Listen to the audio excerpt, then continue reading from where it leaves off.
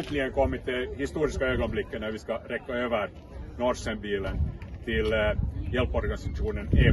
Och vi har här med oss Tanja som representerar den här. Hon har lovat ta hand om Norsenbilen väldigt fint och se till att den genast kommer i värdefullt bruk. So now, finally, we are at the moment where we can hand over the Norsen card to Tanya, who is representing E+, a fantastic organization here in Ukraine. We hope that with this small donation, we can support you a bit in your great struggle. Here are the keys to the Norsen card.